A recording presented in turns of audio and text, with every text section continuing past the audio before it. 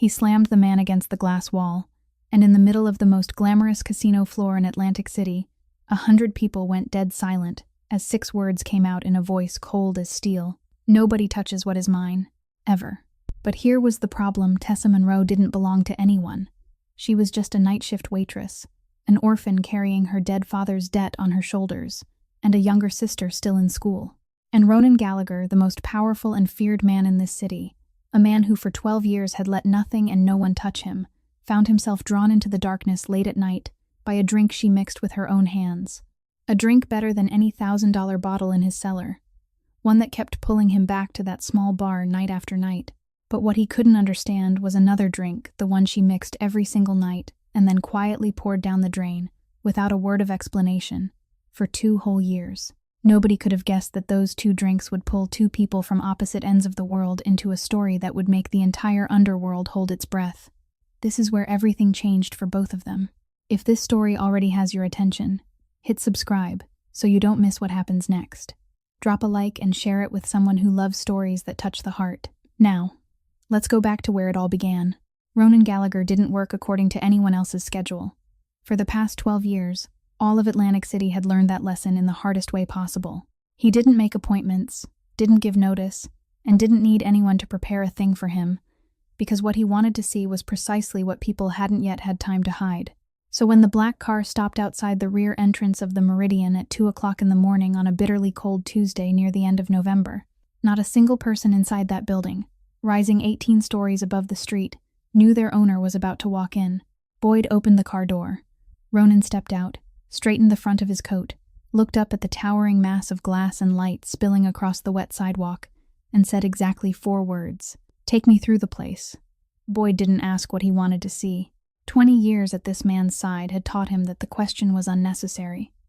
The gaming floor revenue had failed to match the books for 3 weeks in a row.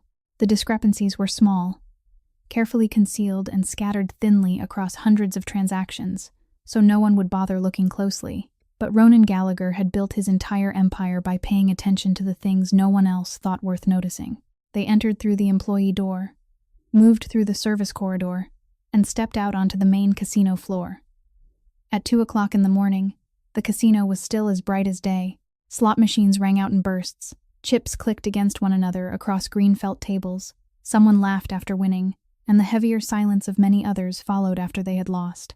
But within 10 seconds of Ronan setting foot on the carpet, the atmosphere in the entire hall changed. No one shouted a warning. No one announced his arrival. Still, the news spread like an electric current running beneath the floor. Dealers straightened their backs. Security officers adjusted their earpieces. The night shift manager, standing beside the cashier cage, suddenly discovered an urgent reason to walk in the opposite direction, only to be stopped by a single look from Boyd.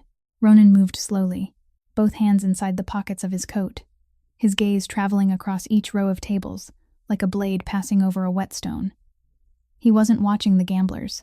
He was watching his employees, watching how they stood, how they counted their chips, how some of them deliberately avoided looking in his direction, because after all those years he had come to understand one simple truth.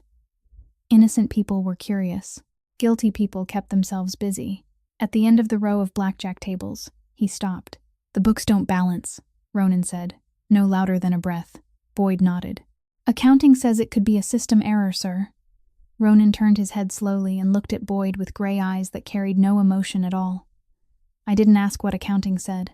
I asked why the books don't balance." Boyd remained silent. That silence was an answer in itself. No one knew yet.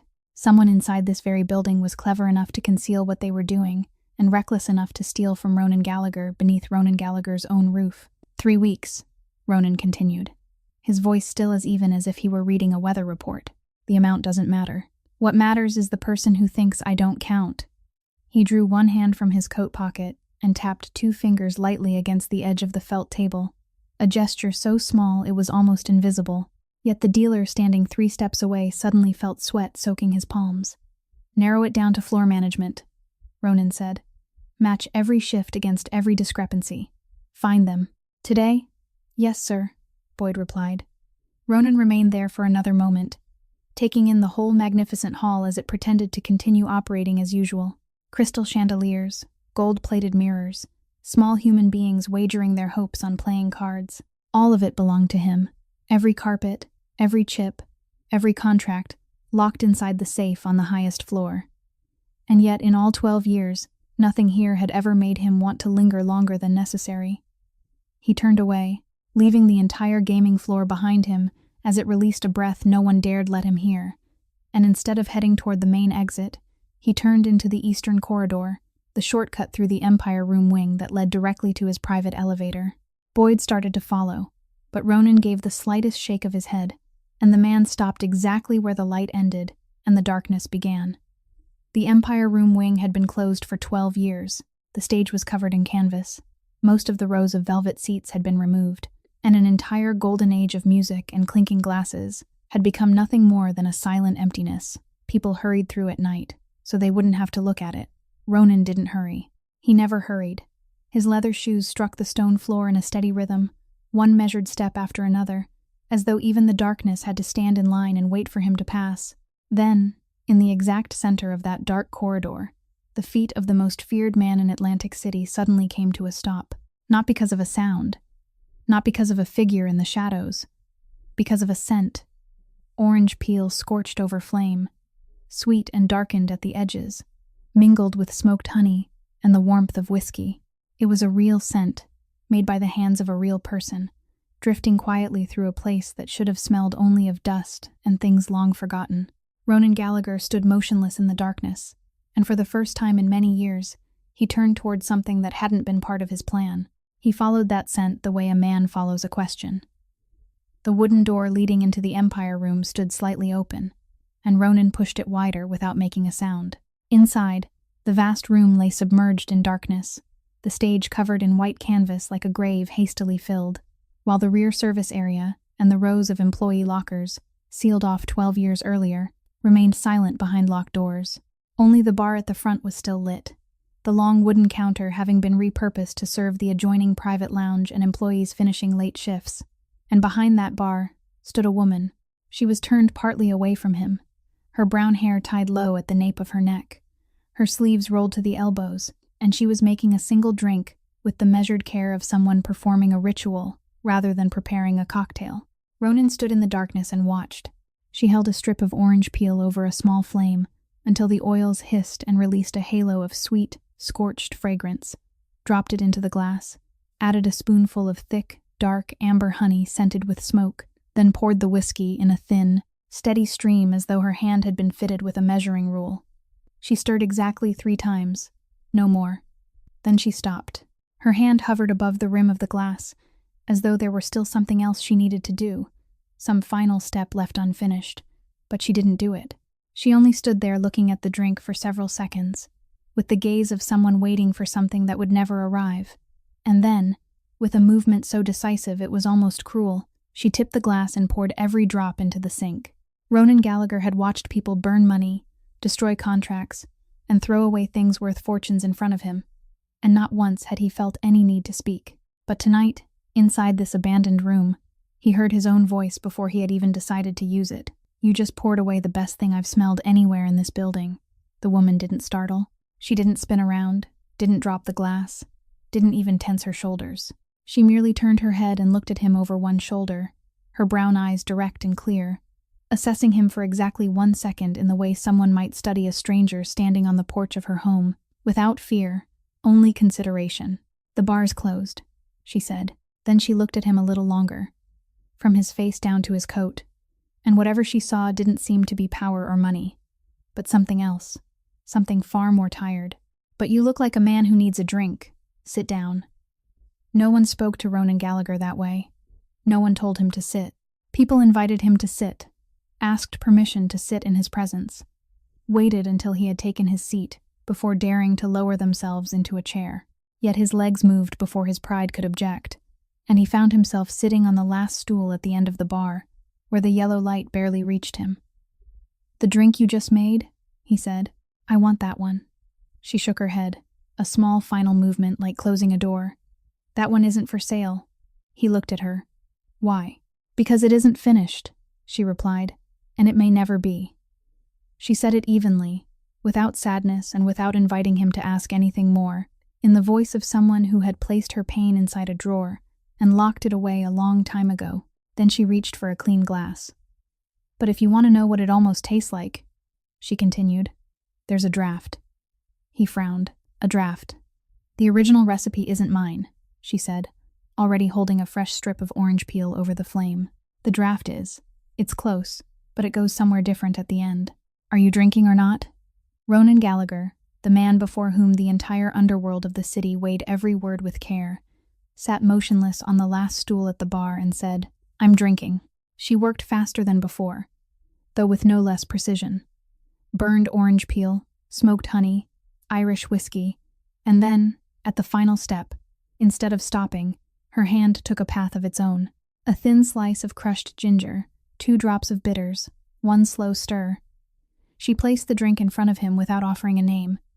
He lifted the glass and tasted it, and something happened that even he needed a moment to name.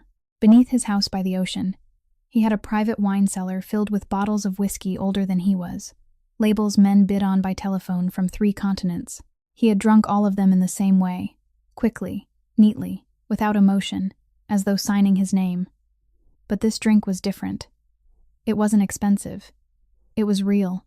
The scorched sweetness of the burned orange peel dissolved first, followed by the soft smoke of the honey, then the warmth of the whiskey spread through his chest, as though someone had placed a hand over the precise place inside his ribs that had been frozen for years.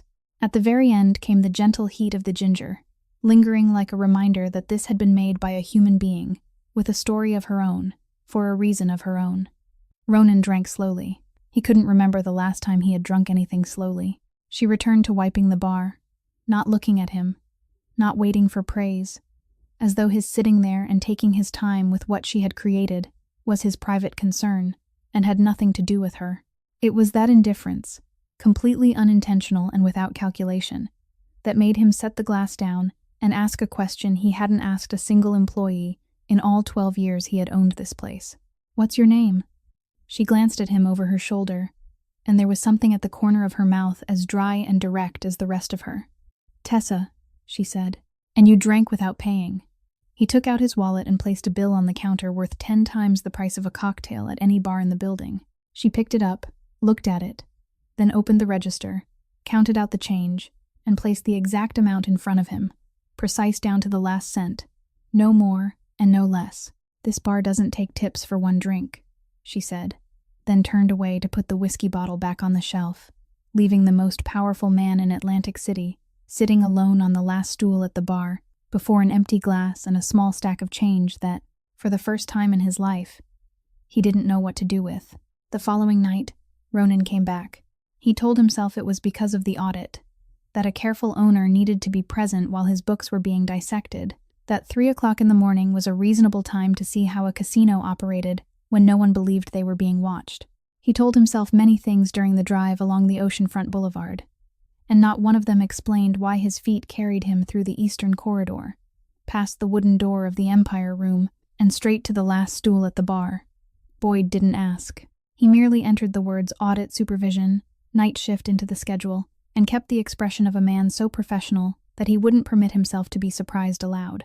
Tessa was turning freshly washed glasses upside down on the rack when Ronan walked in. She looked at him for exactly 1 second, offered no greeting, asked no question, and simply reached for the bottle of Irish whiskey and a strip of orange peel, as though an agreement had been signed between them the night before, and neither of them needed to mention it again. That night, she replaced the slice of ginger with a sprig of rosemary warmed over the flame, and when she placed the glass in front of him, she spoke the first words of the evening. "Closer or farther away?" Ronan tasted it, allowing the flavor to dissolve completely across his tongue before answering. "Closer." She gave the smallest nod, recording the judgment in some invisible notebook inside her mind, then returned to her work. And just like that, without either of them announcing it or admitting it, a ritual formed between 2 strangers. 3 o'clock in the morning, the last stool at the bar, 1 draft drink each night adjusted by the smallest degree, more smoke one evening, less sweetness the next, while the question closer or farther away slowly replaced every greeting ordinary people might have used. On the 4th night, when Ronan had finished half his drink, Tessa said while wiping down the counter, in the same even tone she might have used to comment on the weather, The last time a man dressed like you crossed the gaming floor, the whole place held its breath for an hour afterward. One of the dealers misdealt twice in a row. That had never happened before. She folded the cloth and placed it on the counter. And you came back. People who are only passing through don't come back.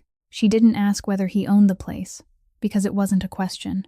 It was a conclusion that had already been tested, and she simply set it between them on the bar, the way she might have set down a drink. Ronan watched her for a long moment.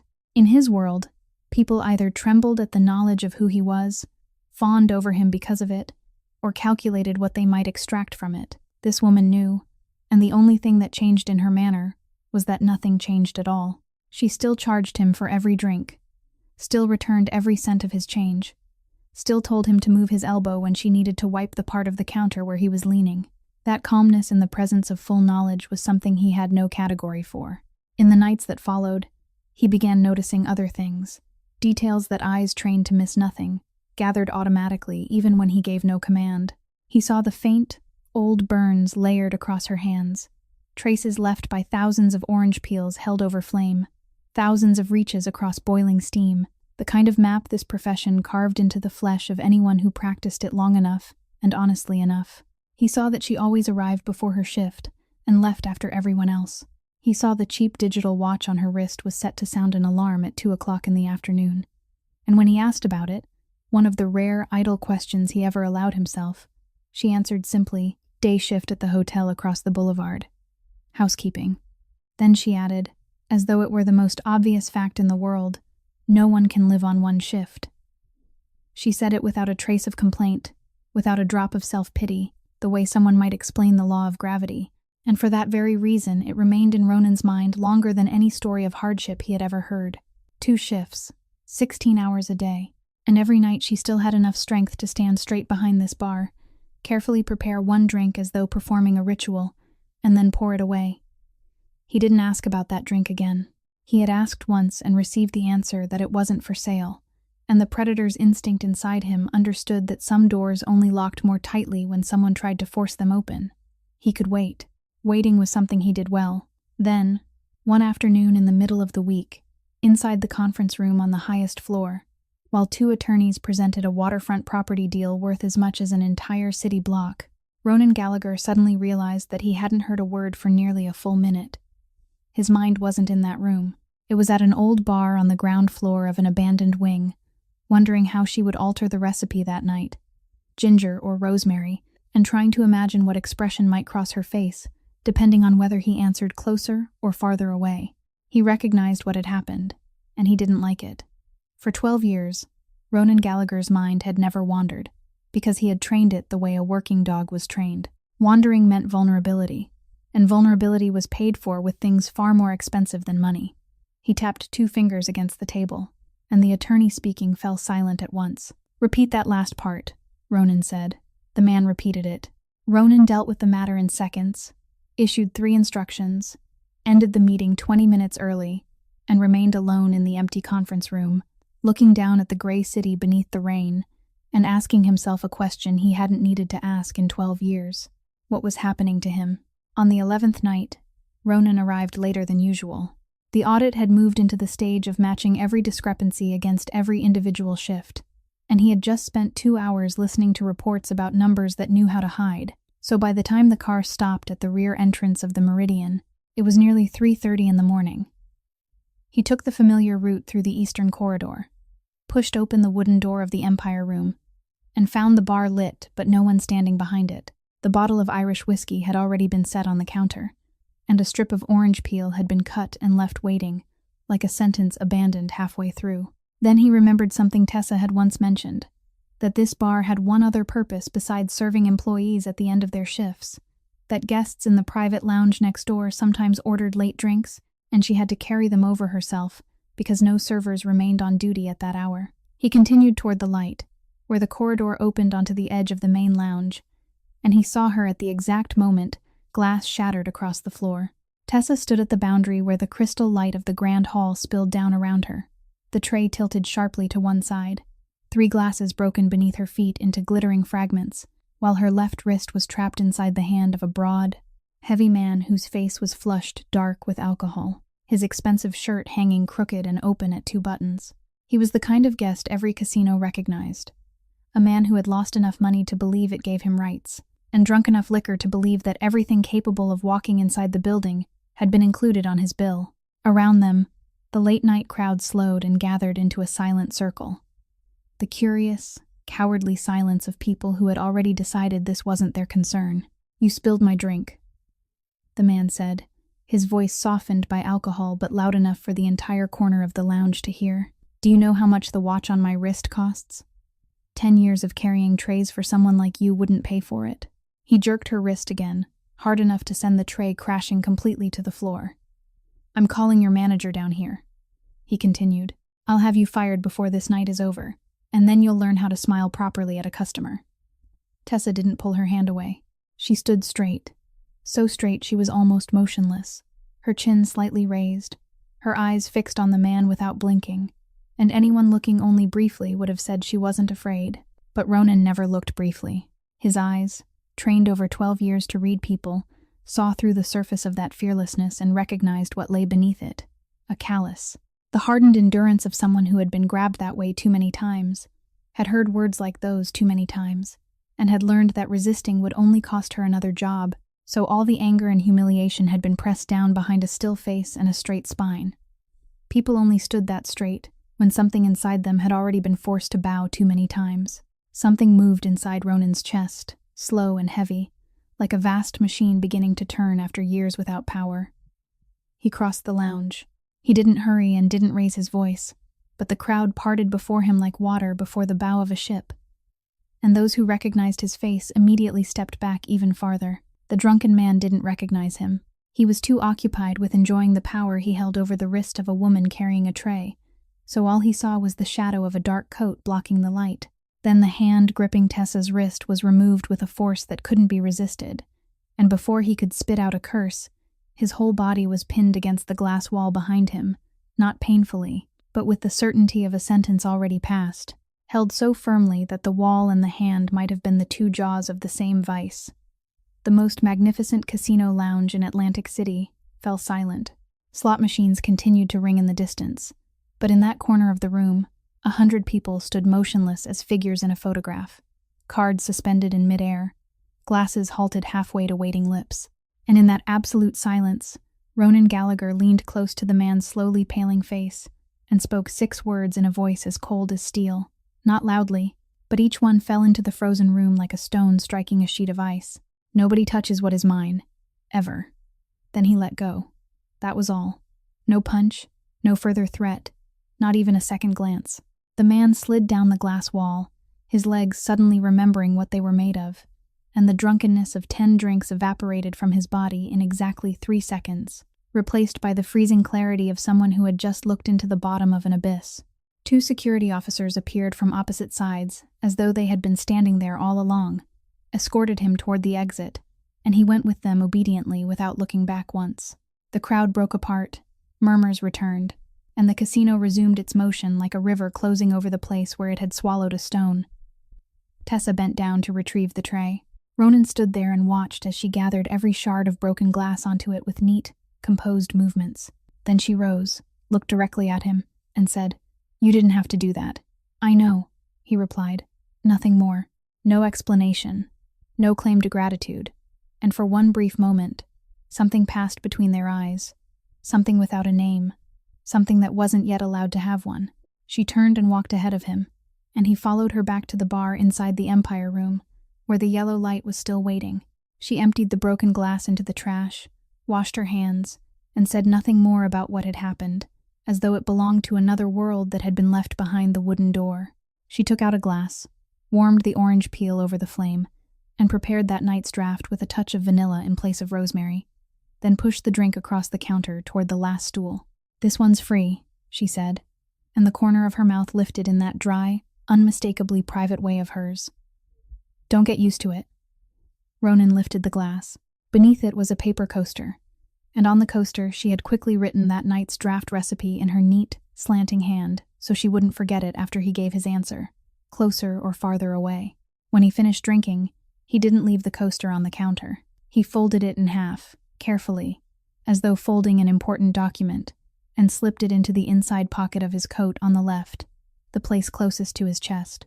Then he walked out of the Empire room without looking back, because he knew that if he did, he would find her watching him leave, and he still didn't know what to do with that. On Saturday morning, after the night shift ended, Tessa didn't go straight home as she usually did. She crossed the boulevard and pushed open the door of the all-night diner opposite the casino, where employees coming off late shifts and gamblers who had lost every cent sat side by side over cheap coffee and hot plates of eggs, because today was the day Daisy was coming up from Trenton to visit. The girl was already seated at the table beside the window, 19 years old, her hair tied in a ponytail, her student backpack still hanging from one shoulder. And the moment she saw her sister, she sprang to her feet and waved as though they had been apart for 3 years instead of 3 weeks. The sisters embraced, and Daisy began talking without pause about the bus ride, the anatomy exam she had taken the week before, and a roommate who had recently ruined her hair trying to dye it. Tessa sat listening with a rare smile the Empire Room bar had never seen, the unguarded smile of someone beside the most precious thing in her life. The bell above the diner door rang. Ronan walked in wearing a dark coat, alone, and had anyone asked, he would have said he had simply happened to want a cup of coffee after a long night of reviewing reports, even though he hadn't set foot inside a diner once in the past 12 years. And even though Boyd, the only person who knew his schedule, would undoubtedly have maintained a very professional expression if he had heard that explanation. Tessa noticed him immediately, of course. She noticed everything. She didn't look surprised. She only lifted one eyebrow slightly, in a way that said she understood exactly how accidental his presence was, then rose and headed toward the counter to order more food. As she passed him, she said just loudly enough for him to hear, "There's an empty chair at the table by the window, if you're tired of sitting alone." And so, Ronan Gallagher, a man with an entire private floor where he could eat breakfast, found himself lowering into a cracked red vinyl chair inside a diner, sitting across from a 19-year-old nursing student who studied him with open curiosity. "Are you one of my sister's regular customers?" Daisy asked, and without waiting for an answer, continued, "I'm Daisy, Tessa's younger sister. I'm studying nursing in Trenton. Do you work at the casino across the street? You look like one of the people who works over there. The kind who wears a suit, even when it's hot." The girl spoke quickly and laughed often, her questions running into one another without needing space between them. And Ronan, a man who made experienced men weigh every word before speaking, realized he was answering each question seriously, that yes, he worked there, and yes, he was a regular customer at her sister's bar. At the mention of the bar, something lit in Daisy's eyes, a look that was both proud and older than the girl herself. "She makes incredible drinks, doesn't she?" Daisy said. "That's real professional skill. Our father worked the main bar at the Empire Room for 20 straight years, back when it was still the finest place in the whole city." Ronan set down his coffee cup. He didn't ask a question, but the attentive silence he gave her was an invitation. And Daisy, like any younger sister eager to boast about her family, continued without hesitation. "Dad invented a cocktail of his own. It was called the Boardwalk Ember," she said. "Back then, people waited in line until midnight just to drink one. I'm not making that up. Some people drove all the way down from Philadelphia because of it. The casino even printed the drink's name on the menu in real gold lettering." She stirred her hot chocolate, and her voice dropped half a note. "Then they erased it after they fired him." She said it plainly, without bitterness, the way a fact sounds after it has been kept for so long that its sharp edges have worn smooth. Then she shook her head, as though brushing away an invisible fly, and went on. "But that was a long time ago. I was tiny back then, so I don't remember much. I only remember Dad always coming home smelling like burned orange peel. He died 2 years and 3 months ago," she added, with the precision of someone who counts time because time has broken something inside them. Ronan sat perfectly still. Burned orange peel. He thought of the drink prepared each night with the slow care of a ritual, and then poured into the sink. And one piece of the picture slid into place with a sound so faint that only he could hear it. In a low, careful voice, he asked, "What about the drink your sister makes every night and pours away? Do you know why she does it?" Daisy looked at him over the rim of her cup, and for 1 second, the fast-talking, quick-laughing 19-year-old wore the eyes of someone far older than her years. "I don't ask," she replied. "There are some things about her that you don't ask." Then Tessa returned to the table carrying 3 plates of pancakes, and the conversation turned toward exams, dormitory life, and Daisy's stubborn determination to pay for breakfast with her first month's wages from her part-time job at the university library, only for her sister to wave the idea away. Ronan sat between the Monroe sisters, drinking the weakest coffee he had ever tasted, listening to a conversation that didn't contain a single word about money, power, or debt, and felt something deeply unfamiliar, that this cracked vinyl chair was the most comfortable place he had sat in years. But that night, when he returned to his house beside the ocean, he didn't go to bed. He stood at the window looking out over the black water, slowly turning an untouched glass of whiskey in his hand. And when Boyd entered after being summoned, Ronan didn't turn around. "Frank Monroe," he said, "worked the Empire Room bar, was dismissed about 12 years ago, died 2 years and 3 months ago. I want to know everything, who he owed, when the debt began, whose hands it passed through, and where it is now. And I want to know why he was fired." Boyd took out his notebook, his pen moving quickly across the paper.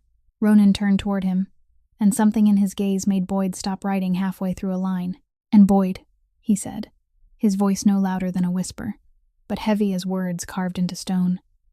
"No one is to know?" I asked. Boyd brought the report on Sunday evening. Ronan didn't read it in the office on the highest floor of the Meridian, where every one of his coldest decisions had always been signed. He read it at the kitchen table in the house by the ocean, the place where he sometimes sat when he needed to think without the weight of an entire empire pressing down on his shoulders. The file wasn't thick. The truth rarely needed much paper. He poured himself a cup of coffee, sat down, and opened the first page. Frank Monroe, dead at the age of 59. Bartender, 20 years behind the main bar of the Empire Room, described by former co-workers with words people didn't use for ordinary men. Golden hands. A memory that knew the tastes of 300 regular customers. The only man who had ever made a casino night shift smell like home. After losing his job, he had begun the same long descent by which this city had swallowed more men than anyone could count. At first, the gaming tables were only a distraction, then a way to win back what he had lost, then a way to forget. And after that came the high-interest loans from places no bank would ever enter. The original loan was $9,000. Interest fed on interest through winters without work, until the debt had swollen to $14,000. It was sold 3 times, first from a street lender to a collection office that wore the disguise of a legitimate business. Then from that office into a portfolio of small debts gathered the way people collected scrap metal. Ronan turned the page and stopped at one name. The portfolio was now in the hands of Wade Mercer. Wade Mercer, floor manager at the Meridian, one of his men, paid by him, sitting inside his building. Ronan set down his coffee cup very slowly and continued reading the section Boyd had written in the dry language of a man whose loyalty to the truth could become merciless. During the 8 months Wade Mercer had held the portfolio, he had tried 3 times to collect the debt from the only surviving relative of the dead man who still had a job. The first 2 attempts had been made by telephone. Calls the daughter stopped answering after recognizing the unfamiliar number.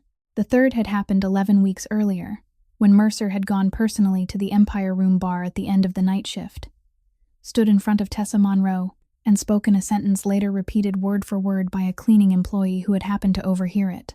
"Debt doesn't die with the dead." Ronan read the sentence twice. The kitchen was very quiet, filled only by the distant sound of the waves, and the clock on the wall counting off each second. But the temperature in the room seemed to fall several degrees. Had Boyd been there, he would have recognized that silence immediately, the kind that 20 years in this work had taught him to fear more than any outburst of rage. 11 weeks earlier. That meant when Ronan had first walked into the Empire Room and found her standing straight behind the bar, making that drink like a ritual, those words had already been resting inside her chest. It meant that every night she handed him a draft and asked whether it was closer or farther away. She was carrying a $14,000 debt left by her dead father, a debt being enforced by the very machinery belonging to the man sitting on the last stool at her bar. She didn't know. He didn't know. Only Wade Mercer knew both ends of that rope. Ronan turned to the next page, the section containing extracted internal data, and his eyes stopped on a detail Boyd had marked with a small note in the margin.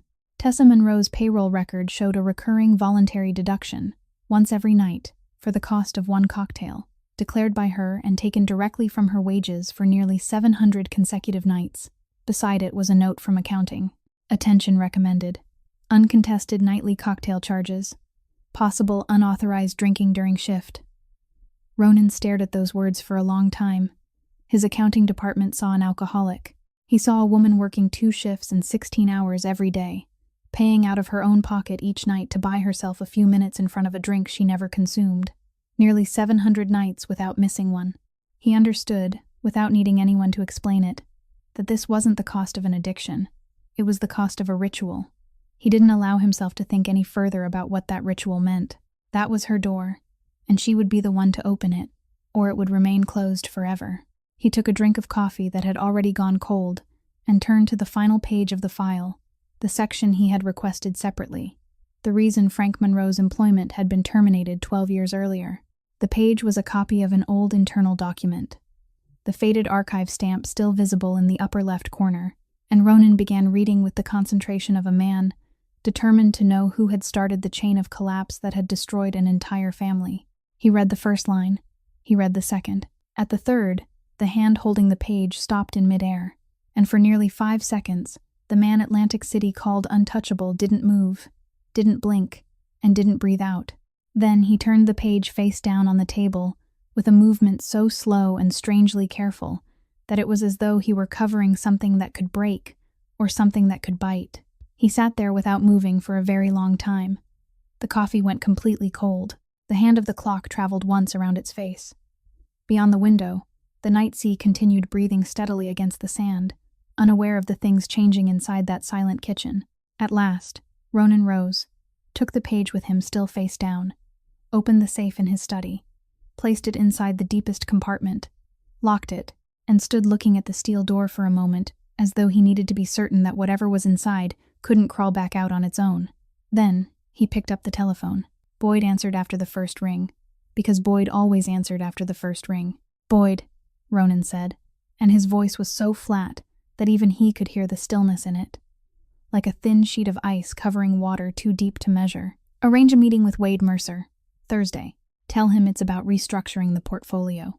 The restaurant stood on a narrow street 3 blocks from the docks, with no sign, no menu posted outside, only a dark wooden door and a middle-aged man stationed behind it. It was the place the Gallagher family had always used for conversations that required good food, private rooms, and employees who understood the value of hearing nothing. Wade Mercer arrived 4 minutes late. He entered the private room with the stride of a man summoned by his superior to discuss business, confident and at ease, his gold ring tapping lightly against the back of the chair as he pulled it out, and he sat across from Ronan wearing a smile that was just familiar enough. "You called me in about the restructuring," he said.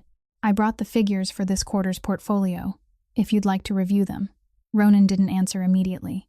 A file lay in front of him, and he opened it without hurry, turning the first page, then another, at the pace of a man who possessed all the time in the world, while Wade waited, and no one had yet poured water into the glass before him.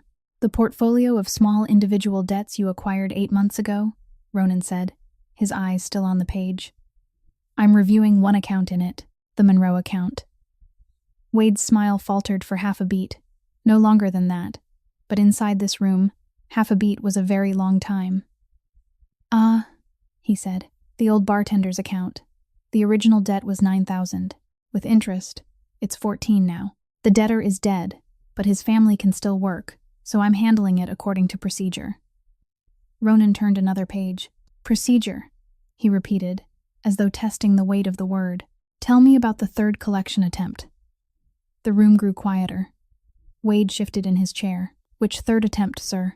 Ronan looked up for the first time since Wade had entered, and those gray eyes settled on the man across from him without anger, without threat, simply settled there, the way someone might place a heavy object on a tree branch to discover where it would break.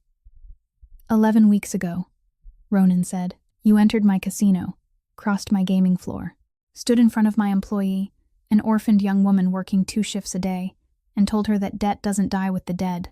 Every word fell evenly and without emphasis, and for that very reason, the sentence carried the weight of a stone slab.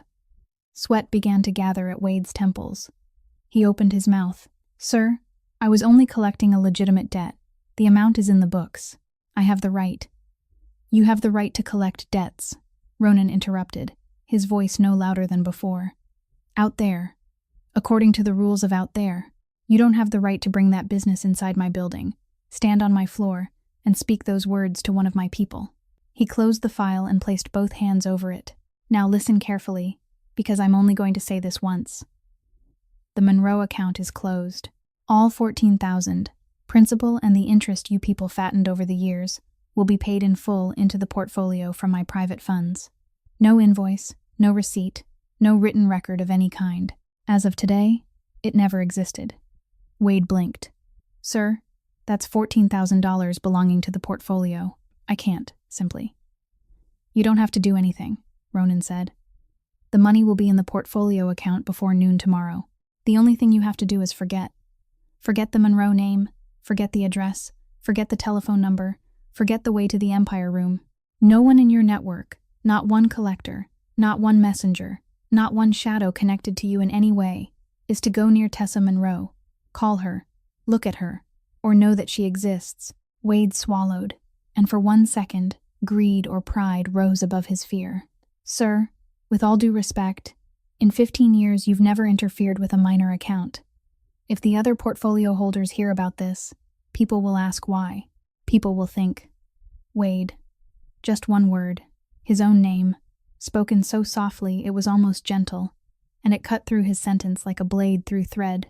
Ronan leaned forward slightly, only a few inches, just enough to change the nature of the distance between them.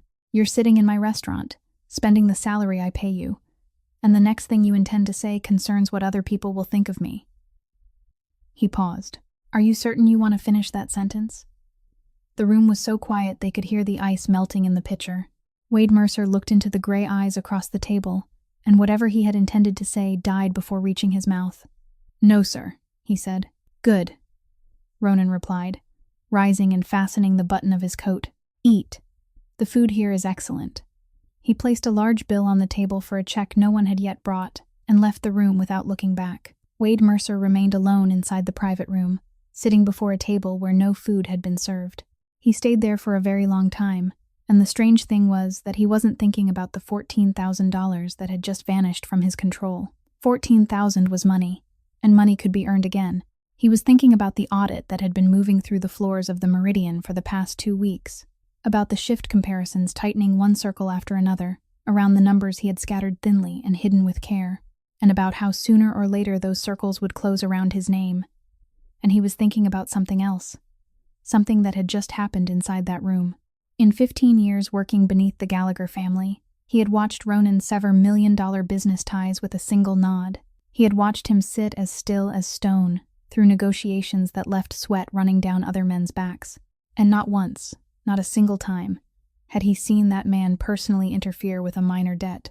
No account below 6 figures had ever made Ronan Gallagher pick up a telephone, much less arrange a private meal. Yet today, because of a waitress and $14,000, he had sat in this room for 20 minutes.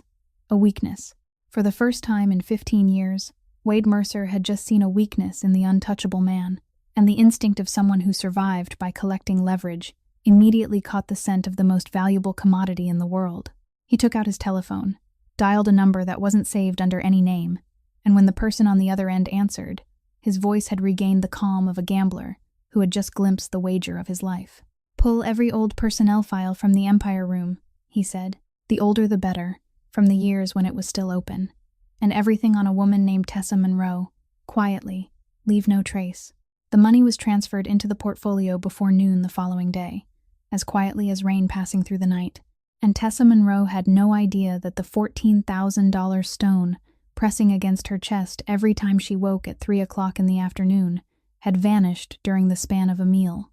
No one touched. She still arrived at the bar on time, still worked 2 shifts, still counted every last cent of change she returned to customers, because no one had told her, and the man who could have told her had chosen silence, not so he could claim credit later, but because he still hadn't found a way to give something to a woman who had never asked anyone for anything. Meanwhile, the nights inside the Empire Room continued gathering, one layer over another, like sediment.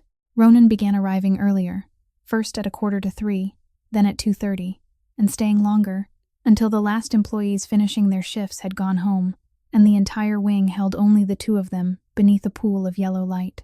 He continued offering excuses, and she continued, refusing to let those excuses pass unchallenged. One night, just as he settled onto the last stool at the bar, she placed the latest draft in front of him and said in a dry, level voice, "Let me guess, you have another meeting at 4 o'clock in the morning." He looked at her. "Yesterday it was a meeting at 3:30, she continued, still polishing a glass that didn't need polishing. "The day before that, it was 3:15. Your schedule moves around quite a lot, Mr. Owner." She spoke those last two words in a tone that stripped them of their title and turned them into a private joke only the two of them understood, and Ronan Gallagher, who hadn't allowed anyone to tease him in 12 years, felt the corner of his mouth lift without asking his permission. Their conversations remained brief and sharp, blades crossing above the wooden counter. But between those exchanges there began to appear stretches of silence that needed no filling, the kind of silence only people who had stopped guarding themselves against one another were willing to share. Then came a night both of them would remember afterward. A hard wind was rising beyond the boulevard. The casino was quieter than usual, and Tessa prepared her ritual drink earlier than she normally did. Ronan sat there in silence, watching her stand before the unfinished glass, and for the first time since that first night, she didn't pour it away immediately. She looked at it longer than usual, then spoke without looking at him, her voice as even as though she were repeating something she had told herself 1,000 times. "Everyone thinks I can't make this drink because I'm missing the recipe. Daisy probably thinks that too." She tilted the glass, and the amber liquor poured into the sink. Only after setting the empty glass down did she finish the thought. "That isn't it. I'm afraid of getting it right, because if it's finished, then it means my father really isn't coming back to taste it." When she was done speaking, she picked up a towel and wiped her hands, neat and decisive, as though she had just finished reading an item from an inventory list, and that neatness made the words 10 times heavier than tears. Ronan said nothing. He understood the value of saying nothing at the right moment. He simply remained there, his presence steady and silent as a wall against the wind, and that was the only answer he had to give. A long time later, once she had returned to the glasses and the breathing of the room had settled back into its usual rhythm, Tessa looked at him through the pool of light and asked a question she had kept for weeks. "I've noticed you never sit anywhere except that stool. Back to the wall, face toward the door, even when this whole room is empty. Occupational habit." Ronan lifted the draft, turned it slightly in his hand, and watched the liquid catch the yellow light. For one moment, the steel door inside that man opened by the narrowest crack. "My younger brother didn't," he said. "Once. That was all. 4 words. Then one. And the door closed again. But the crack had been wide enough for Tessa to see that behind it there wasn't an empire, only a dark room with an empty chair. She didn't ask anything more. Better than anyone, she understood that some doors only locked more tightly when pushed. She simply reached for the pot of hot coffee and filled his cup, even though he hadn't finished it. A small and unnecessary gesture. And because it was unnecessary, it became the perfect comfort. They said nothing else that night before he left, and each of them carried away a piece of the other they hadn't possessed before. Then came a night somewhere in the 20s. He had stopped counting, when Tessa tried a new draft using 1 drop of cold-pressed orange oil instead of the slice of ginger. She finished it and, from habit, tasted a small spoonful before serving it. Then she went completely still. The spoon stopped in midair. Her brown eyes, always so direct and alert, widened slightly as she stared down at the drink as though a ghost had just entered through the door. And for 3 full seconds, the woman whose hand had never trembled before anything stood frozen behind her father's bar. Ronan saw every detail. He saw the color shift around her eyes, saw her throat move once as she swallowed, saw her fingers tighten around the spoon's handle. "It's very close now, isn't it?" he asked softly. Tessa lowered the spoon with great care, then pushed the glass across the bar toward him, and when she spoke, her voice was level again. Perfectly level. Deliberately level. "Farther away," she said. "Tonight it's farther away." Ronan lifted the glass and tasted it, and the cool orange dissolved across the tip of his tongue with a scorched sweetness that almost ached, closer to the ritual drink than any draft he had ever tasted. He looked at the woman turning her back to place the bottle on the shelf, her shoulders as straight as ever, and for the first time since he had known her, Ronan Gallagher was certain of one thing. Tessa Monroe had just lied to him, and the lie wasn't meant for him. It was meant for her own fear, the fear that she was almost reaching the end of a journey she wasn't ready to let end. That morning, after the night shift had ended, and the Empire room held only Tessa as she inventoried the last bottles. A stranger appeared at the end of the bar. He wasn't an employee. She knew the face of every night shift worker in the entire building. He wasn't a lost private guest either. Private guests never moved that quietly. He was of average height, wearing a featureless gray coat, with the kind of face people were born to forget the moment they looked away, and he stood there with the practiced stillness of a man whose profession required him to appear in places where he hadn't been invited. "We're not open yet," Tessa said without stopping her count. "And if you're looking for the casino, go back the way you came and turn left." "I'm not here for a drink," he said. He reached inside his coat, took out a yellow-brown document envelope, moderately thick and bearing no sender's name, then placed it on the wooden counter and pushed it toward her with 2 fingers. "Mr. Mercer sends his regards," he said. "He thinks you should know who the man sitting on that last stool every night really is before you get in any deeper." Tessa's hand stopped over the bottles. She looked at the envelope resting on the counter, and the name Mercer dropped into her chest like a cold coin striking the bottom of a well. The name she had heard through calls from unfamiliar numbers. The name tied to the sentence she had never told anyone, not even Daisy, the sentence that still woke beside her on her worst afternoons. Then she raised her eyes and looked directly into that forgettable face with brown eyes that didn't blink. Instead of picking up the envelope, she placed one hand on it and pushed it firmly back toward him across the full width of the counter. "I don't accept things from strangers at 5 o'clock in the morning," she said, her voice even, every word clear. "And if there's anything about him I need to know, I'll hear it from him, not from an envelope sent by the man who once stood exactly where you're standing and spoke to me about a dead man's debt." She withdrew her hand and picked up the bottle she had been counting. "Now get out of my bar." The man remained still for 2 seconds, clearly recalculating a scene that hadn't unfolded as expected, then picked up the envelope and returned it to his coat. "You should know what you're playing with," he said, and this time there was something in his voice that almost sounded like genuine advice. "Noted," Tessa replied without looking up. "Go." He left. The wooden door closed behind him, and Tessa Monroe stood alone in the bar, still holding the bottle, and remained that way for exactly 30 seconds without moving. Then she placed the bottle on the shelf, wrote the final number in the inventory book, wiped the part of the counter where the envelope had rested, and closed the bar at the usual time, because she had learned long ago that when the ground began to shake, the first thing to do was plant your feet. Trembling could be saved for later, but throughout that day, as she cleaned row after row of hotel rooms, the name Mercer and the last stool kept circling each other in her mind like 2 cards lying face down. That night, when Ronan entered the Empire room at 2:45 and took his usual seat, she didn't begin making the draft as she normally did. She stood opposite him with both hands resting on the counter and asked directly, "A stranger came here this morning. He brought greetings from someone named Mercer, and an envelope that was supposed to tell me who you really are. I sent him away and returned the envelope unopened." She looked straight into his eyes. "Now I want to hear it from you." The room fell silent.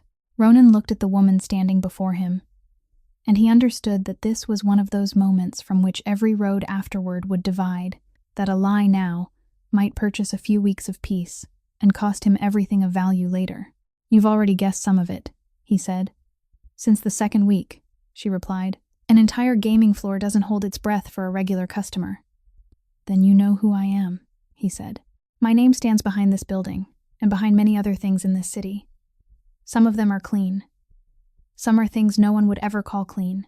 I won't give you the details, not because I'm trying to hide them from you, but because the fewer of those details you know, the safer you'll be." He allowed the words to remain between them for a moment, before continuing. "Mercer is one of my men. He was one of my men. He controls a portfolio of small debts, and inside that portfolio was an account bearing your father's name." Tessa didn't move. 14,000, she said softly, not as a question. "It used to be 14,000, Ronan said. "The account is closed, completely erased. 3 weeks ago. It no longer exists, and no one is permitted to mention it or come near you because of it again." Tessa's hands tightened slightly against the counter. She had lived with that number for so long it had become part of her breathing, and now this man was telling her it had been gone for 3 weeks, as casually as if he were speaking about the weather. "Erased," she repeated, and it took another second before her voice became steady again. "Why? Because that number should never have been allowed to reach you, Ronan said, and for the first time that night, something moved beneath the flatness of his voice. And because I wanted it gone. They looked at each other across the wooden counter, and everything they hadn't spoken was present between them. Then Tessa asked the next question, because she was someone who always looked directly at the hardest part of any truth. Wade Mercer is going to be trouble, isn't he? He didn't send that envelope here because he wanted to help me. I'm dealing with it, Ronan said. That isn't an answer, she replied.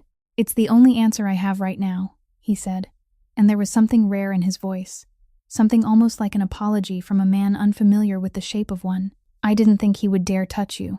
That was my mistake, and it won't happen again. Tessa watched him for a long while, then gave one slow nod and reached for the bottle of Irish whiskey, beginning that night's draft. Because every night required a draft. Even this one, especially this one. All right, she said as she held the orange peel over the flame. Ronan looked at her. All right, he repeated, as though he needed to make certain he had heard correctly. She placed the drink in front of him and lifted her brown eyes to meet his.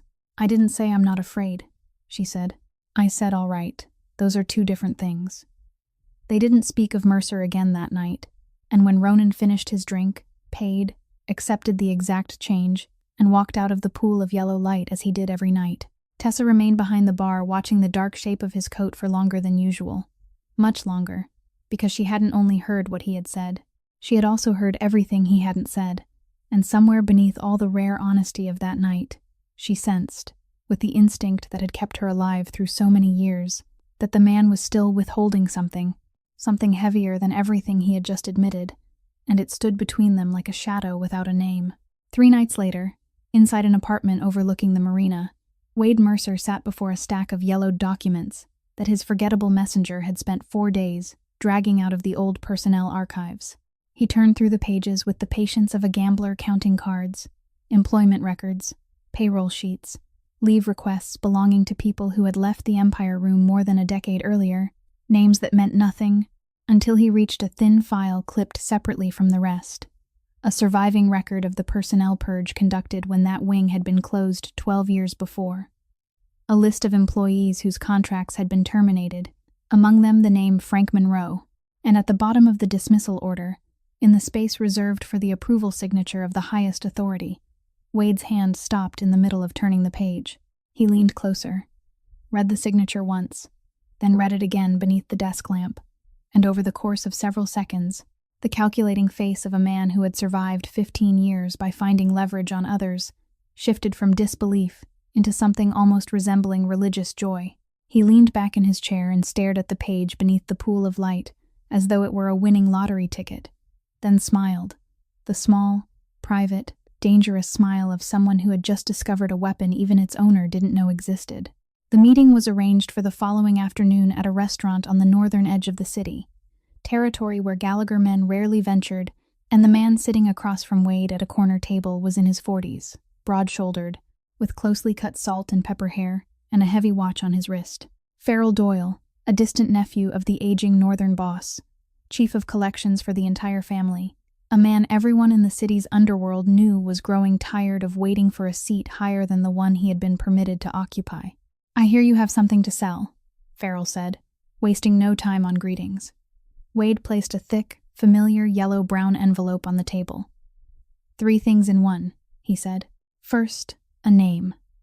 The woman working the Empire Room bar on the night shift, and everything I know about her. Second, Ronan Gallagher's habits, his hours, his private route, the stool he has occupied every night for more than a month, the kind of information no one has managed to sell you in 15 years because, for 15 years, he had no habits worth selling. Farrell looked at him, and something in his eyes began to change. And third, Wade continued, lowering his voice and pushing the envelope forward by the width of one finger. A document that could blow everything apart. I'm not telling you what it is. I'm only telling you that if that woman sees it, whatever Gallagher has been building every night at that bar will collapse faster than it was raised, and a man who has just lost what matters most to him is a man who makes mistakes. You people have been waiting years for him to make one. The dining room around them remained noisy, but at the corner table, the silence lasted long enough for Wade to know the sale had been made. How much? Farrell asked. 20,000, Wade replied. Cash, and a place with your side when the wind changes, because I don't intend to be inside the Meridian when this explodes. Farrell Doyle studied the envelope for another second, then gave a quiet laugh and shook his hand. That same afternoon, 60 miles away in a dormitory room in Trenton, Daisy Monroe had her phone clipped into a stand while both hands struggled with a cheap coffee dripper. On the screen, Tessa was laughing as she gave instructions. Slowly. The water should be very hot, not boiling violently. You rush everything, so of course the coffee turns bitter. Daisy argued that it was the dormitory kettle's fault, not hers, and then both sisters burst into laughter when the coffee overflowed into the tray, their clear laughter traveling across 60 miles of signal. The 19-year-old girl went to sleep peacefully that night inside her small, safe room, never knowing that her sister's name had just been placed on a scale at the northern edge of the city. During that same week, the audit at the Meridian closed its final circle. On Friday morning, Boyd placed the completed findings on Ronan's desk. Every discrepancy had been cross-checked against individual shifts, employee codes, and time periods, and every arrow converged on a single name: Wade Mercer, the man who had been draining gaming floor revenue for 3 months through cuts as thin as razor blades. Ronan read the findings without changing expression and said only, "Don't touch him yet. I want to know what else he's hiding. Follow every step he takes." And so, the following night, while Ronan sat on the last stool at the Empire Room bar with only half of the latest draft gone, Boyd entered, something that had never happened during all the nights before, because Boyd understood that the pool of yellow light was private territory not to be invaded, and his appearance at the doorway was itself an alarm. He walked over, bent close to Ronan's shoulder, and spoke softly enough for only one person to hear. "Sir, word from the north. Doyle's people are asking questions, and they're asking specifically about the woman at the Empire Room." Ronan didn't turn his head. He remained still for one beat, then set his glass on the counter with 1/3 still remaining, and never lifted it again. For the first time since that first night, a draft was left unfinished. Tessa saw it from the other end of the bar. She saw everything. The way his posture straightened by the smallest degree, the shift in the weight of his shoulders, the half-finished glass abandoned on the counter, and she didn't ask, because she understood that some questions only added weight to the shoulders of the person forced to answer them. Ronan rose, fastened his coat, placed money on the counter, and headed toward the door with Boyd, his steps still measured but half a beat quicker than usual. When the dark shape of his coat was about to disappear beyond the wooden doorway, Tessa's voice came from behind him, not loud, but clear, inside the empty room. "Ronan." He stopped. It was the first time she had called him by his name. Not Mr. Owner in that teasing voice, not simply you, but his name. 2 syllables placed carefully between them, like a full glass set down on a counter. He turned halfway around, and she stood behind the bar with the towel still held in both hands, looking at him with brown eyes that were direct and clear. "Be careful," she said. Nothing more. Ronan Gallagher stood there for another second. Over 12 years, people had said every kind of thing to him. They had asked him, reported to him, sworn to him, begged him, pleaded with him, but no one, not one person, had ever told him to be careful, because the entire city assumed he was the thing everyone else needed to be careful of. He looked at the small woman standing inside that pool of yellow light, gave one quiet nod, then stepped out into the darkness. And throughout the drive across the sleeping city, those 2 words remained inside his chest, warm and heavy, like someone's hand resting over the exact place where his heart was. The news arrived at 11 o'clock the following night, through a source the Gallagher family had cultivated inside Northern Territory for years, and it was brief enough to chill the blood. Farrell Doyle had hired a man named Sal Pruitt, a freelance operator who specialized in jobs the families didn't want staining their own sleeves, to enter the Empire Room within the next night or two and deliver a message. In the language of that world, no one needed an explanation of what it meant to deliver a message through a woman standing behind a bar. The more important detail appeared in the final line of the report. Farrell was acting alone, without taking the matter to the old boss, making a private wager in the hope of earning a great victory before asking for a higher seat. Ronan read the report twice, stood beside the window of his oceanfront house for exactly 1 minute longer, placed his anger in one compartment and his plan in another, then picked up the telephone and dialed a number he had known by heart for a long time, but had never called. The phone rang 3 times before Tessa answered, her voice alert and free of sleep, the voice of someone who lived by night shifts and, perhaps, of someone who had been waiting for a call like this ever since the words "be careful" had left her mouth. "Ronan," she said, not as a question. "I need you to listen to me," he said, "and don't interrupt until I'm finished." A brief silence came from the other end. "An opening like that usually means nothing good," she said. "Go ahead, I'm listening." "Don't come to the bar tomorrow night," Ronan said. "Take one shift off. Just one. Don't go to the casino or anywhere near it. Stay home, lock the door, and keep your phone with you." Silence filled the line, and across 6 miles of invisible signal, Ronan could almost feel the way that woman was thinking, not panicking, not agreeing obediently, but weighing each fact the way she measured every amount of liquor in a recipe. "Tell me why," she said. "Someone intends to come to your bar," Ronan replied without evasion, because he had learned that with this woman, the truth traveling in a straight line always arrived faster than any detour. "It isn't because of you. It's because of me. There are people who want to send me a message, and they've chosen to send it through you." Another silence followed, longer this time, and when Tessa spoke again, her voice didn't tremble. It was only slower, as though she were placing each word on the counter so she could see it clearly. "Because I matter to you." It wasn't a question, and both of them knew it. Ronan stood inside his dark room, looking out over a moonless black sea, and in that moment he understood that some words, once spoken, could never be taken back. They would remain forever between two people as witnesses. "Yes," he said. One word. On the other end, he heard her breathe out very softly, and when she continued, her voice carried weariness, and something warmer than weariness. "All right, I'll stay home tomorrow night. One night. But Ronan, listen carefully. I have a younger sister studying in Trenton. I have 2 jobs that pay the rent. I have a life. It's small, but it's mine, and I've spent 10 years keeping it on its feet. I can't hide inside my home forever, and I won't live looking over my shoulder every time I walk down the street. So do whatever you have to do, but finish it. Truly finish it." "I promise," Ronan said. "I know you do," she replied. "That's why I agreed." Then she ended the call first, because that was who Tessa Monroe was, and Ronan remained there holding the silent telephone for another moment, realizing that the corner of his mouth had once again lifted without permission. The following night, the Empire Room was dark. Every light behind the bar had been switched off, the bottles were locked inside their cabinets, and the entire wing had returned to the same abandoned darkness it had carried for 12 years. With one difference, no one looking in from outside could have known.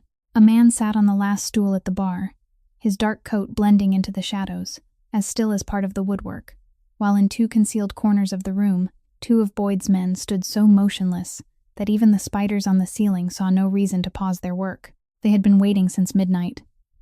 At 1:45, the wooden door gave a short, faint creak. Sal Pruitt slipped inside, compact in build, his footsteps quiet. One hand held inside his coat pocket. He made it 5 steps toward the bar before stopping, because his eyes, slowly adjusting to the darkness, had recognized that the shape at the end of the counter wasn't a chair. The shape spoke, its voice calm and soft, as though they were continuing a conversation left unfinished. "She isn't here tonight, Sal. It's only me." Sal Pruitt froze in the middle of the room. He had been doing this work long enough to recognize that voice, even though he had never heard it before. In the entire underworld of the city, there was only one man whose calm sounded more frightening than the chambering of a round, and at the same moment, 2 shadows separated just far enough from the walls for him to count the numbers. The calculation inside Sal Pruitt's mind took half a second. On one side was Farrell Doyle's payment. On the other was this dark room, the man sitting comfortably on the last stool as though he had been waiting there since another lifetime, and the naked truth that the man sent to deliver a message had discovered that the intended recipient was waiting to receive him in person. Sal slowly removed his hand from his pocket and showed that it was empty. "I don't want trouble," he said. "Good," Ronan replied. "Then call Farrell, right now, from here. Tell him you inspected the job, that it isn't clean, and that you're withdrawing. No negotiation, no further explanation, and no second call."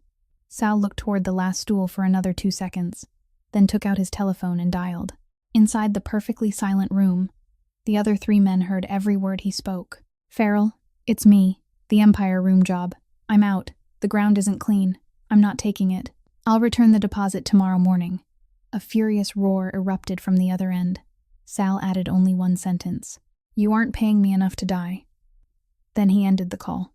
He looked toward Ronan, gave the professional nod of one man in the trade acknowledging another, and left through the same door he had entered, moving faster than when he arrived. The darkness closed behind him. One of the men in the corner switched on the small light behind the bar, and the familiar pool of yellow light returned as though nothing had happened. Boyd entered from the corridor, where he had held position since midnight. He walked to the last stool, and the expression on his face prevented Ronan, who had just neutralized a threat without throwing a single punch, from feeling even 1 second of relief. Sir, Boyd said in a low voice, there's something else. Our source in the north has confirmed more information. The package Wade sold to the Doyle family didn't contain only her name and your habits. He sold them something else as well. Ronan looked at him. What? Boyd slowly shook his head. We don't know yet. We only know Farrell paid a separate amount specifically for it, and he kept it for himself instead of placing it in the family's shared archive. Beneath the yellow light of the Empire Room bar, Ronan Gallagher sat perfectly still, and a feeling he hadn't known in 12 years crawled along his spine.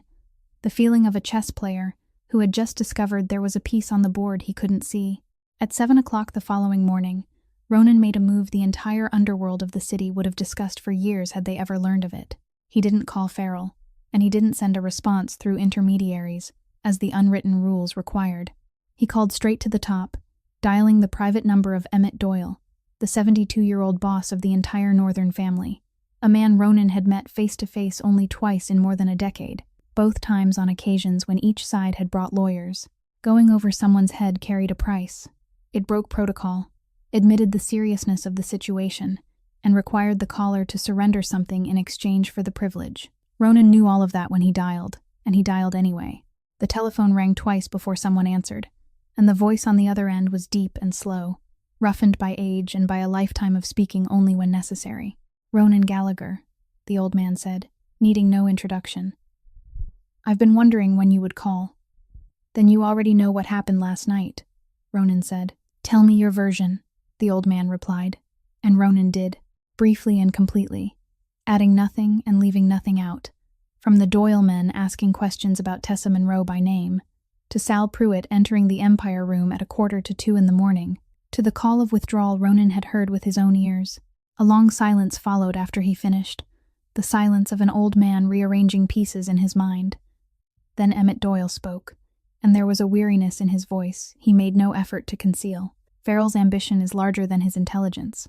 I've known that for 2 years, and kept delaying what needed to be done, because he's blood.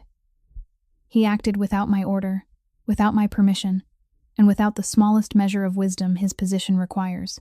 Your call this morning hasn't told me anything new about my nephew, Gallagher. It has only helped me decide when to deal with him. Then what remains between us? Ronan asked. The price, the old man replied, direct and without evasion, because peace had never been free in this city. You went over his head. You need a guarantee from my own mouth, and I'll give it to you. That woman is removed from every calculation, permanently. You have my personal word. In return, the sports betting rights in the Dock District next season, the business your family has always received directly, I want it open to fair bidding. Whoever is strongest wins. Ronan stood beside the window of his office on the highest floor, looking down at the gray docks beneath the morning mist, and completed the calculation in 2 seconds. Those rights were worth an entire season's profit, and they weren't worth 1/10 of the name that had just been spoken. Done, he said. The old man gave a quiet laugh on the other end, dry as dead leaves. You paid that price quickly. Either you're richer than I thought, or that girl is worth more than I thought. Ronan didn't answer, and his silence was the clearest answer of all. Before ending the call, Emmett Doyle added one more thing, his voice slowing, and for a moment he no longer sounded like a crime boss, but like an old man sitting alone inside a house far too large for him. Hold on to that girl, Gallagher. I once had someone who told me to be careful every night before I walked out the door. I traded her for 3 city blocks. Now I own 30 city blocks, and there's no one left to tell me anything. The line went dead. Ronan remained there holding the telephone for a while, and the words "be careful" from the previous night settled once more inside his chest. He understood that the old man had just given him something more valuable than any guarantee. The rest of that day unfolded with the cold precision of surgery. Wade Mercer was summoned to the highest floor at 3 o'clock in the afternoon, and when he entered, 2 files were already waiting on the desk. One contained the final audit report, with every arrow converging on his name. The other listed everything he had sold to the Doyle family. No one raised his voice. Ronan spoke for only 4 minutes. The debt portfolio was being taken from him. Every form of access had been revoked as of noon. The evidence of his theft from the gaming floor wouldn't be given to anyone. It would remain in a safe, like an insurance policy. And for as long as Wade stayed far from the city and remained silent, that policy would continue sleeping undisturbed. A car was waiting in the underground garage, along with a one-way ticket and enough money to begin again somewhere no one knew his name. That was the full extent of the mercy the Gallagher empire still offered a man who had stolen from it and sold it. Wade listened to everything, his face turning gray by degrees, signed what needed to be signed, and walked between 2 escorts toward the garage like a man who had aged 10 years in a single afternoon. But after he had taken his seat in the back and the car door was about to close, he turned to look at Boyd standing beside the vehicle, and a smile appeared on that gray face, the small, private, dangerous smile Boyd would remember for a very long time. "Tell your boss," Wade said through the narrowing gap as the window rose. "He's too late. The package was sent yesterday." The car pulled away, merged into the flow of traffic along the boulevard, and disappeared. Boyd repeated the words exactly 10 minutes later, and Ronan remained silent behind his desk for a very long time. He knew what the package contained, or almost knew, because inside the safe at his oceanfront house there was a page lying face down, and copies of pages like that were never limited to one. He knew he had to tell Tessa. He had to tell her himself before anyone else spoke in his place. He had known that since the night he sat motionless at the kitchen table, and he decided he would do it tomorrow. Tomorrow, when the old Northern boss's guarantee had traveled through every level beneath him, when Farrell had been dealt with by his own uncle, when every threat surrounding her had been cleared away, when everything was safe, Ronan would sit on the last stool at the bar and tell her all of it, in his own words. He had one more night to find those words. Words he had never once needed to rehearse in his entire life. It was Ronan Gallagher's oldest habit, remaining silent to protect someone, dealing with everything first, and only then opening his mouth. In 12 years, that habit had never betrayed him. He had no way of knowing that this time, it had made him exactly 1 day too late. Tessa arrived earlier than usual that night, because after taking a shift off, there were always unfinished tasks waiting behind the bar, and she walked through the familiar employee corridor with a ring of keys in one hand, her mind occupied with whether she needed to order more smoked honey before the weekend. She stopped in front of the row of old employee lockers placed against the wall outside the sealed area, where she still kept her coat and purse every night, and the hand lifting her key froze in midair. Taped neatly to the gray-painted metal door of her locker was a yellow-brown envelope, the kind used for documents, moderately thick and bearing no sender's name, and she recognized it immediately because she had once pushed that exact envelope back across the wooden counter at 5 o'clock in the morning. Beneath it, someone had attached a small slip of paper containing only one line in plain block letters. "Ask him who signed it." The corridor was empty. Tessa stood before her locker for a long time, longer than she wanted to admit. And during those moments, a brief war unfolded inside the woman who had made a habit of returning everything she had never asked to receive. She had refused this envelope once, with all the pride she possessed, and she had told the man who sat on the last stool that if there was anything she needed to know, she would hear it from him. She had given him that opportunity, for weeks, and the unspoken thing she had sensed remained between them like a shadow without a name. Ask him who signed it. Signed what? She removed the envelope, and this time, she opened it. There was only one sheet of paper inside, a copy of an old internal document with a faded archive stamp still visible in the upper left corner, its title written in the dry language of administration. Employee termination order under restructuring, Empire Room Wing, followed by a list of names. Her eyes traveled down the page and stopped at the 9th line.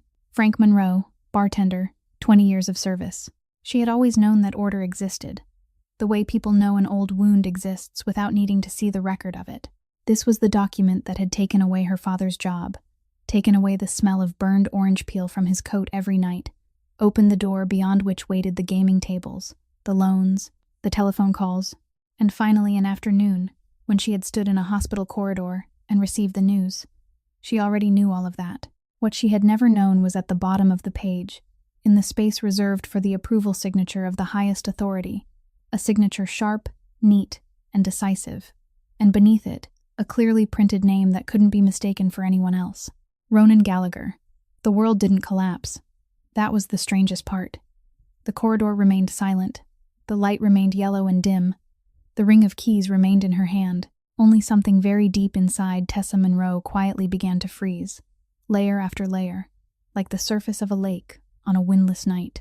She folded the paper along its original creases, returned it to the envelope, and walked toward the bar with steps that were perfectly even. Ronan was already there. He had arrived early and was sitting on the last stool, and that night he had a reason for coming early. He had found the words he intended to say. He had rehearsed them throughout the day, and when he saw her enter the pool of light, he rose, something he had never done before, because he meant to begin the conversation properly. Then he saw the envelope in her hand. Tessa placed it on the wooden counter between them, exactly where the draft was set down every night. She took out the page, unfolded it, and turned it neatly toward him, all with movements so calm they were frightening. "Is this real?" she asked. Her voice didn't tremble. That was what Ronan would remember forever about that moment. Her voice didn't tremble at all. It was flat and clear as the wooden counter between them. He looked down at the page, at his own signature at the bottom, the signature of a 22-year-old boy he had left behind long ago, then raised his eyes and looked directly into the waiting brown ones. He didn't deny it, because among all the things he had never been a man who denied what he had done. "It's real," he said. "I signed it during my first week in this position. I was 22. It was 1 week after my brother's funeral. They placed a stack of restructuring papers in front of me and said the empire had to become leaner if it was going to survive. I signed 30 documents that morning. I didn't read every name. The silence after those words was long and deep.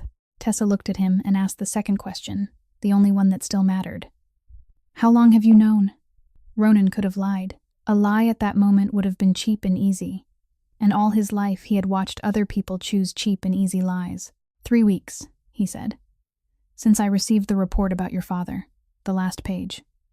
The air beneath the yellow light seemed to thicken. 3 weeks, she repeated, no louder than a breath. "For 3 weeks, every night, you sat on that stool, drank what I made, asked whether it was closer or farther away, and listened while I told you what I was afraid of." She didn't finish the sentence. She didn't need to. She didn't shout, didn't throw the paper, didn't ask why. And it was the absence of all those things that made the room grow colder 1 degree at a time. Instead, she did something simple, slow, and more frightening than any scream. She reached behind her back, untied the black apron she had worn through nearly 2 years behind that bar, folded it into 4 even sections, smooth and careful as though folding a flag, and placed it on the wooden counter beside the page bearing his signature. "I can't forgive this," she said, and now, only now, a hairline fracture passed through her voice. "Not because of the signature, Ronan. A 22-year-old boy who had just buried his brother signed 30 papers in 1 morning. I can understand that. I've lived long enough to understand that." She looked directly into his eyes one final time. "It's the 3 weeks of silence." Then Tessa Monroe picked up her purse, walked around the end of the bar, and past the most powerful man in Atlantic City, as though passing a stranger in a train station. The scent of burned orange peel, still clinging to her sleeve, brushed past him one last time, and the sound of her footsteps slowly receded across the stone floor of the dark corridor. Ronan Gallagher remained standing beneath the yellow light of the Empire Room, facing a neatly folded apron and a 12-year-old document, both hands hanging at his sides, and for the first time in his adult life, the man who had built an empire by always knowing exactly what his next move would be had no idea what to do. Tessa didn't come to the bar the following night, or the night after that. Her resignation was emailed to Human Resources at 9 o'clock in the morning, brief, procedurally correct, without a single word of explanation, and her telephone rang into silence for everyone except one name in Trenton. Ronan knew before the morning was over, because nothing happened inside that building without reaching him, and for nearly an hour, the most powerful man in Atlantic City sat behind his desk on the highest floor, with every instrument power could purchase at his disposal. He could know where she was within 10 minutes, could have someone standing outside her door within 20, could transfer a number into her account large enough to open every door. could buy the building where she rented her home, the entire block, the silence, or the voice of anyone around her. He sat there with all those instruments arranged inside his mind, like surgical tools, and understood something 12 years of ruling a city had never taught him. There were things in this world that didn't belong on the list of what money could buy. And the woman who had folded her apron and placed it on the bar stood at the very top of the other list. So he did nothing. He didn't search for her, didn't have anyone follow her, didn't send flowers, didn't send gifts, and didn't ask Daisy to speak on his behalf, because he understood, with the belated instinct of a man learning a new language for the first time, that every gesture of that kind would only be power disguised as affection, and she would recognize it by the scent alone. He did only one thing. On the first night, at 3 o'clock in the morning, the black car stopped outside the rear entrance of the Meridian, and Ronan walked through the eastern corridor, pushed open the wooden door of the Empire Room, and entered the empty darkness. The bar lights were off, the bottles locked inside their cabinets, and the last stool sat motionless in the shadows exactly where it had always been. He lowered himself onto it, his back to the wall and his face toward the door, and he waited. No telephone, no documents, no coffee. Only one man sitting before an unattended bar inside a room that had been dead for 12 years, listening to the distant hum of the air conditioning and the city breathing beyond the walls. He stayed until 5 o'clock in the morning, then rose and left. On the second night, he returned at the same hour and sat on the same stool. On the third night, rain streamed down the lifeless windows of the abandoned wing, and he sat there with the dampness of the weather still clinging to his coat. Boyd remained outside the corridor through every one of those nights, at the precise distance shaped by 20 years of service, and witnessed something he had never seen during all those years. Not once, not even during deals suspended by a thread, not even on nights when the entire empire had tilted beneath them. His employer was waiting, simply waiting, waiting for something completely beyond his control, without a contingency plan, without a second option, without leverage hidden inside his sleeve, with nothing but a stool, a dark bar, and the naked, unarmed hope of an ordinary human being. On the fifth night, Boyd finally dared to ask as the car pulled away from the building, "How long do you intend to wait, sir?" Ronan looked through the window at the streetlights gleaming against the wet glass, and answered in the voice of a man responding to the simplest question in the world. "Until she comes back, or until she sends someone to tell me not to wait anymore." "And if neither of those things happens?" Boyd asked. "Then I have plenty of nights," Ronan said. The 6th night passed. The 7th night passed. On the 8th night, after Ronan had been sitting in the familiar darkness for almost an hour, his back already knowing every grain of wood in the stool, a soft click sounded behind him, and the yellow lights of the bar came alive, spilling across the wooden surface, over his shoulders, and into the room like a small dawn arriving early. He turned. Tessa stood behind the bar, her coat still on, her hair tied low as always, the shadows of sleepless nights beneath her eyes. Though those brown eyes remained as direct and clear as they had been on the first night, she looked at him across the wooden counter, where the apron she had folded into 4 sections still rested exactly where she had placed it 8 nights earlier, untouched because no one had dared move it. "You signed a paper without reading the names," she said, offering no greeting, going directly to the heart of it, as though the conversation from 8 nights earlier had only paused for a single breath. "This whole city signs papers like that every day. Banks sign them, City Hall signs them, insurance companies sign them. Signatures that never read the names fall into people's lives like rain, and everyone calls it business. I've had 8 nights to think about that. 8 nights to separate 2 things I had always believed were the same: guilt and responsibility." She removed her coat, hung it on the hook behind the bar, picked up the folded apron, snapped it open with one decisive movement, slipped the strap over her neck, and tied the strings behind her back with hands that had performed the motion 1,000 times. "The guilt belongs to the 22-year-old boy who signed 30 papers after burying his brother," she continued, her hands still tightening the knot. "And I'm not cruel enough to make you carry that for the rest of your life. But the responsibility belongs to the man who learned the truth and chose to remain silent for 3 weeks." She placed both hands on the counter and looked directly at him, and now her voice slowed, each word laid down like a stone paving a road. "So I have one condition, only one, and it is everything. Never be silent with me again. No matter how bad the news is, no matter how much you think it will hurt me, no matter how badly you want to protect me, I've spent my whole life with men who kept silent to protect me. My father kept silent about the loans, and that silence took more from me than every truth ever could." Ronan looked at the woman before him, and when he answered, his voice wasn't flat, as it usually was. It was low and certain, like a foundation being laid. Never again. Those words had left Ronan Gallagher's mouth hundreds of times as orders, and dozens of times as contract terms. But that night, for the first time, they emerged in the shape of a vow, and both people standing beneath the yellow light heard the difference. Tessa gave one slow nod, sealing it. Then she turned, opened the cabinet, took down the bottle of Irish whiskey, and held a strip of orange peel over the small flame. The room that had been dead for 12 years came alive once more with the familiar scorched sweetness. She prepared the draught with movements neither hurried nor slow, set the glass on the counter, and pushed it toward him along the same place and the same worn path across the wood. "Tonight, I'm charging double," she said. The corner of Ronan Gallagher's mouth moved, the smallest lift at one side that she had learned to read over the past several weeks, the closest thing to a smile that man had preserved after 12 years. And that night, for the first time, it remained on his face longer than a single breath. 1 week later, on a rare, clear Saturday morning, the black car stopped outside Tessa's apartment building at 9 o'clock. And this time Ronan wasn't alone. Daisy was in the back seat, having been picked up early from the Trenton bus station. According to a plan, the 2 men in the car and the 19-year-old student had kept secret from Tessa for 3 full days. "Where are we going that requires this much secrecy?" Tessa asked as she climbed into the car, looking from her younger sister, who was smiling to herself, to the man wearing a suspiciously expressionless face, and neither of them answered. Daisy only nudged her sister's shoulder, turned toward the window, and whistled a melody with no beginning and no end. The car didn't travel far.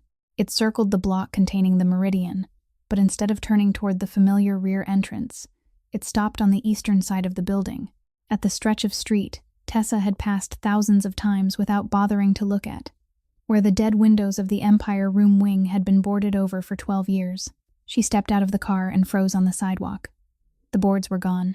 The row of windows had been replaced, the dark wooden frames polished, and above a separate entrance opening directly onto the street, a section of wall had been deliberately left empty, as though waiting for a sign whose name had yet to be chosen. Ronan opened the door, and Tessa entered the room she had believed she knew in every shadowed corner, only to realize she had never truly seen it. Not once, because for 2 years, she had known it only beneath the glow of one bar light, surrounded by darkness, while now, for the first time, the Empire Room was fully illuminated. The canvas had been removed from the stage, the wooden floor restored, new tables and chairs arranged neatly along both sides, and a small kitchen built farther inside, large enough to serve food to guests of every age. The entire room had been renovated into an independent space, completely separated from the gaming floor, with its own entrance and a life of its own. At the center of everything, restored but not replaced, stood the original wooden bar, still bearing the same scratches, the same faint scorch mark at the left corner where someone had once forgotten a cigarette before Tessa was even born, the same smooth path across the surface worn by tens of thousands of drinks, including nearly 700 of hers and several dozen drafts belonging to a man who sat on the last stool. They suggested replacing the bar. Ronan said behind her. I refused. Some things are valuable, because they are old. Tessa reached out and touched the wood, and before she could speak, Boyd appeared from the rear carrying a ring of old iron keys and a pair of bolt cutters. Ronan gave one nod. The service storage area and the row of lockers behind the stage, sealed exactly as they had been on the day the wing closed, were opened before her eyes. The 12-year-old lead seal was cut away. The iron door groaned for a long moment like the sound of time itself, and in the dusty light that poured through, a row of old employee lockers appeared along the wall like aging soldiers, still guarding a camp that had long since been abandoned. Locker number 17, Boyd said quietly, checking the diagram in his hand. Frank Monroe's.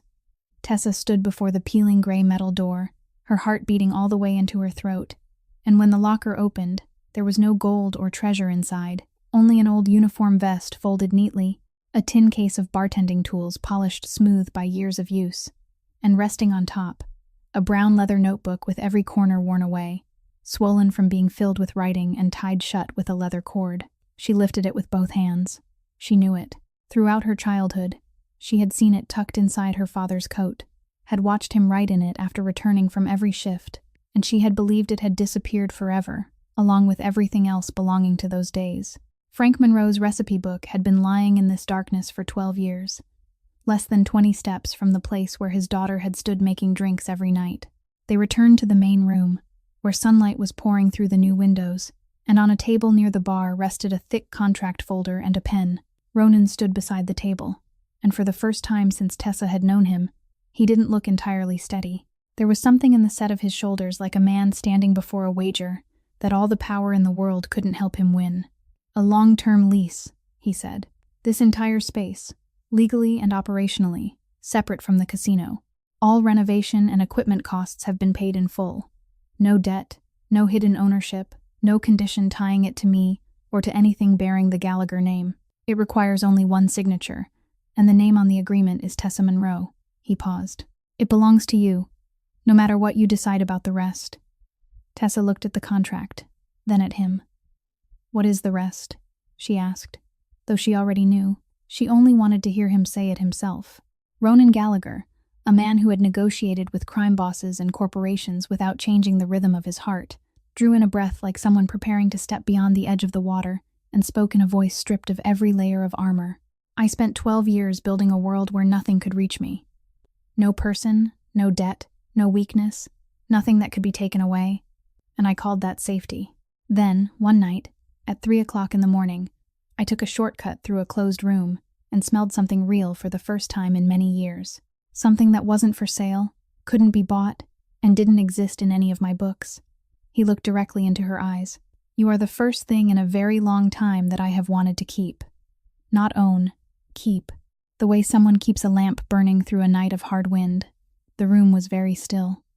Daisy stood near the bar with both arms folded across her chest, her eyes red while her mouth struggled not to smile. Tessa studied the man before her for a long time, then spoke slowly and clearly. "Then listen to this, and listen carefully. Daisy remains outside your world. Completely. Never. No matter what happens, good or bad. She doesn't know, doesn't see, and doesn't touch anything belonging to the dark part of your life. That isn't a condition, Ronan. That is everything. She will never touch it," he said without a second of hesitation. "I swear." From the bar came the strained but deliberately casual voice of the 19-year-old student. "I'm standing right here, and I heard all of that. My opinion is that you should take it. The whole room. Him too." The girl sniffed once, then added, "Also, I'm hungry." A sound escaped Tessa that was half laughter and half tears. She quickly wiped the corner of one eye with the back of her hand and stepped toward the table. She picked up the pen, then her hand stopped above the agreement, and instead of signing, she set the pen down, pulled her father's worn leather notebook closer, untied the cord, and guided by an instinct she couldn't explain, the instinct of a child who had memorized every part of her parent, she didn't open to the first page. She turned directly to the last. The final page of the notebook wasn't like the others. The pages before it, which she had glimpsed as she turned through them, were dense with her father's familiar slanting handwriting, recipe after recipe, notes crowded into the margins about the tastes of individual regulars. Mr. Whitfield at table 7 preferred less sweetness. Mrs. Casey ordered 2 drinks every Friday, fragments of 20 years behind the bar, carefully gathered by one man the way someone might gather seeds. But the final page held only a single recipe, written more deliberately than anything else in the book, in darker ink, as though the man holding the pen had sat for a long time before the blank paper, before finally beginning. At the top, underlined twice, were the 3 words Tessa had carried inside her chest for 12 years. The Boardwalk Ember. She read each line. Irish whiskey, exactly as she remembered. Orange peel held over flame until the edges were sweetly scorched, exactly as she had done for nearly 700 nights. Smoked honey. 1 spoonful. No more. 3 turns of the spoon. Every detail matched her memory. Every amount. Every motion. And then her eyes reached the 5th line. The line her memory didn't contain. The line her father had never had time to teach her, and the hand holding the edge of the page stopped. The 5th ingredient, written in that slanting hand, was 2 drops of orange blossom perfume from Marie's bottle. Marie. Tessa stood motionless in the sunlit room. Marie was her mother. She knew that bottle. She knew it as clearly as she knew her own hand. the small amber glass bottle that had always stood at the left corner of her mother's dressing table, the only inexpensive perfume her mother had worn throughout her life, smelling of orange and white blossoms, the scent that drifted from her hair whenever she bent to kiss her daughters before bed, the scent that still clung to the scarf she wrapped around her head in those final years when her hair was gone. 2 drops, from Marie's bottle. For 20 years, inside a magnificent casino filled with $1,000 bottles, the thing that had created the legendary cocktail people drove from other cities to drink, the secret ingredient none of her father's co-workers had ever guessed, hadn't been a rare liquor or an elaborate technique. It had been 2 drops of inexpensive perfume from a woman's dressing table. Her father had carried her mother into every drink he made. Every night for 20 years, a man standing behind a casino bar, surrounded by ringing slot machines and money-changing hands, had quietly mixed the love of his life into every glass and watched strangers drink it without knowing why warmth spread through them. Her father's secret had been her mother. It was as simple as that, and as immense as that. Beneath the recipe, separated by a space, was one final line in his slanting handwriting, smaller and less steady, written by a father rather than a bartender. For Tessa, when you find the person who makes you want to make this drink for them. The room was so quiet she could almost hear the dust drifting through the sunlight. Tessa stared at those words, and 12 years rearranged themselves inside her mind over the course of only a few heartbeats. She had tried hundreds of times. She had chased the 5th ingredient through slices of ginger, sprigs of rosemary, drops of oil, and night after night of asking closer or farther away. Every draft had been almost right. Desperately almost right. Because she had been searching for an ingredient when the missing thing had never been an ingredient at all. The missing thing was a person, someone standing on the other side of the bar to whom she wanted to give that drink, wanted it so deeply that every drop inside the glass changed its meaning. Her father hadn't failed to finish teaching her the recipe because he had run out of time. The final part of this recipe couldn't be taught. It had to arrive on its own, and he had written the answer here in advance, waiting for his daughter to travel the full length of her own road. Then she understood the last piece. She understood why that drop of cold-pressed orange oil had made her freeze, why the draft had come so close that it frightened her and she had lied, saying farther away. Tonight it's farther away. That night, the drink hadn't moved closer to her father's recipe. She had moved closer to another person, and the fear inside her had recognized it before her heart did. The tears came without warning. There was no sobbing, no trembling of her shoulders, only 2 silent streams spilling over and running straight down her face, as though they had been standing in line behind that door for 12 years, and now had only to step through. Tessa Monroe, who had remained standing through her mother's funeral, her father's funeral, the debt collection calls, and the 16-hour days, stood inside her father's sunlit room and wept, only once, and only briefly, over a page of paper. Ronan said nothing.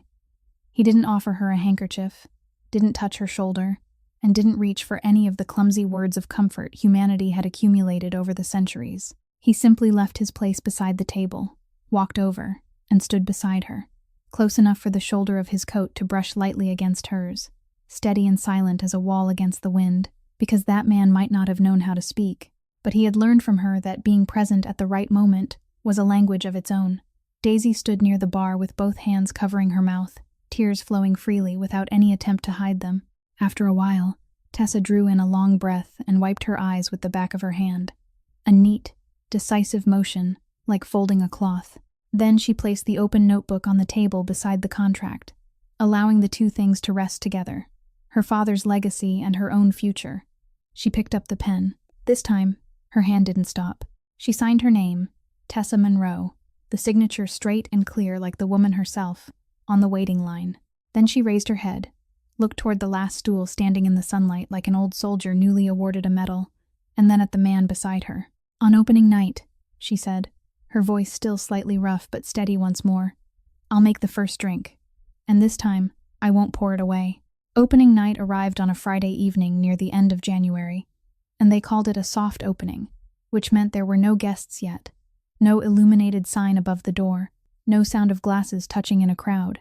Only 3 people inside the room warmed by yellow light, while Boyd stood near the entrance with the posture of a guard and the eyes of someone who belonged to the family.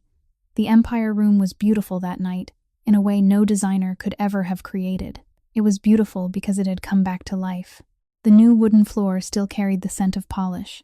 The silent rows of tables and chairs waited for the stories that would soon arrive. And the old bar, 20 years of age, stood at the center of everything like a heart that had begun beating again. Tessa stepped into the space behind the main bar, not the service corner where she had worked for nearly 2 years, but the central position, exactly where her father had stood for 20 years, where the wooden floor had been worn smooth in the shape of 2 feet that had occupied the same place through tens of thousands of nights. When her own feet settled into those worn impressions, and fit with a strange perfection, she had to pause for one breath. She placed her father's worn leather notebook on the counter and opened it to the final page, though she already knew every word, because tonight wasn't a night for making the drink from memory. Tonight was a night for making it with him. Daisy stood on the other side of the bar, with both hands resting on the wood, her eyes shining, and on the counter before her sat the small amber glass bottle she had found 3 days earlier, inside a box of their mother's keepsakes, stored on top of a cabinet in the old apartment. More than half of the orange blossom perfume remained, preserved by their mother's careful use during her final years, as though she had known it would still be needed for something afterward. Tessa began. She held the orange peel over the small flame until the oils hissed and released a halo of sweet, scorched fragrance. Dropped it into the glass. Measured 1 spoonful of thick smoked honey the color of dark amber. Poured the Irish whiskey in a thin, even stream and stirred exactly 3 times. Then, when she reached the step where her hand had stopped for nearly 700 nights, she didn't stop. She lifted her mother's bottle, opened it, and the fragrance that escaped made all 3 people in the room fall silent. Orange and white blossoms, the scent of kisses before bedtime. Tessa tilted the bottle, slowly and steadily, and 1 drop, then 2, fell into the drink like the final 2 notes of a song that had waited 12 years to be played in full. She gave it 1 last gentle stir, and the first complete boardwalk ember in 12 years stood on the old wooden counter, shimmering beneath the yellow light and releasing the fragrance that had once made a man taking a shortcut through a dark room stop in his tracks. Tessa poured the remaining drink from the mixing glass into a second glass. Then she did 2 things. First, she pushed the first drink along the polished path worn into the wood, all the way down the length of the bar, until it came to rest neatly before the last stool, Ronan's place, where he sat exactly as he had on the first night, his back to the wall and his face toward the door, though tonight his gray eyes weren't watching the entrance. They were looking only at her. Second, she raised the remaining glass to the level of her face and turned it toward the empty space in the middle of the room, toward the vacant tables that would soon be filled with people, toward the worn place beneath her feet, and gently touched her glass against the air, a silent toast to the old bartender of the Empire Room, who somehow, as all 3 of them could feel that night, was standing very close by in the fragrance of burned orange peel. Ronan lifted the drink. He tasted it, and he closed his eyes for 2 seconds, something he had never done in front of anyone in his life, because the flavor didn't enter through his tongue. It went directly into the part of his chest he had frozen for 12 years, and she had slowly thawed night after night. When he opened his eyes, he spoke the briefest and truest sentence in this entire story. "Now I understand why people waited in line until midnight."